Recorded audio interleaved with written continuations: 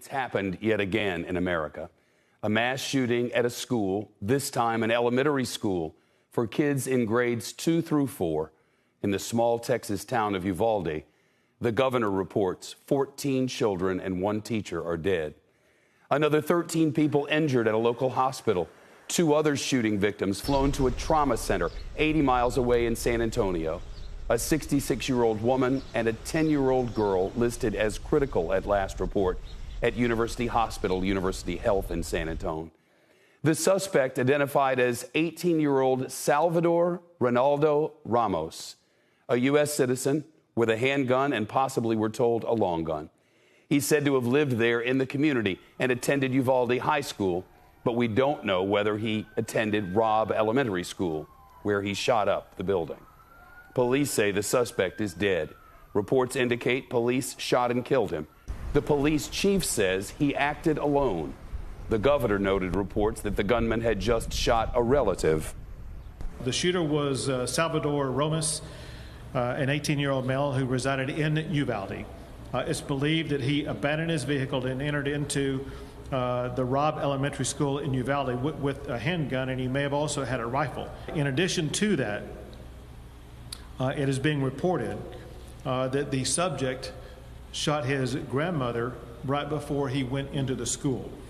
After the massacre, authorities say he barricaded himself inside that school. The governor says the state of Texas is in mourning. Our job is multifold.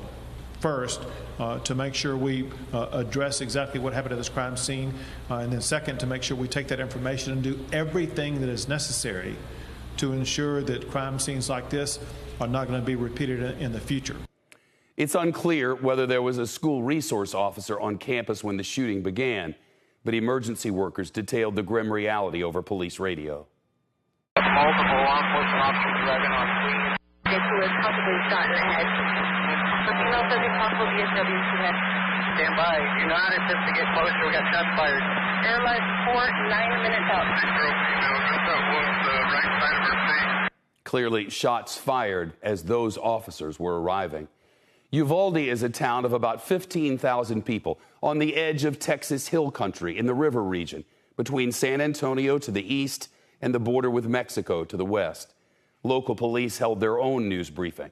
The police chief gave fewer details than the governor. I can confirm right now that we have several injuries, adults and students, and we do have some deaths. The local authorities took no questions from reporters. Thursday is the last day of school scheduled in that district. CNBC's Valerie Castro here. What more have we learned tonight, Val?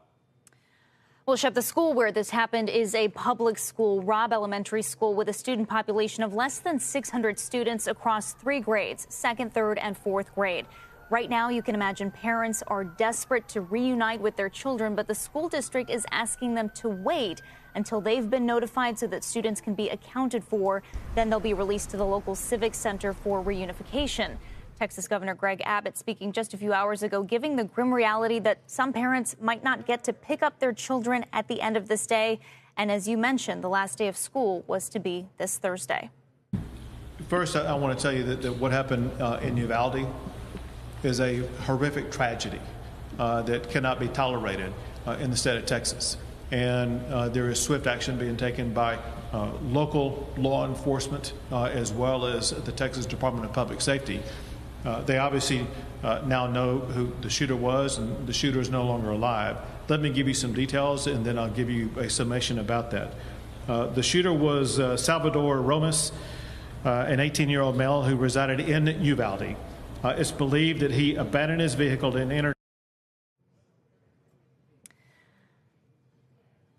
The governor also spoke earlier today, mentioning that some parents dropped their kids off at school this morning, expecting them to go to school as any other normal day. And again, this day might end with them not being reunited.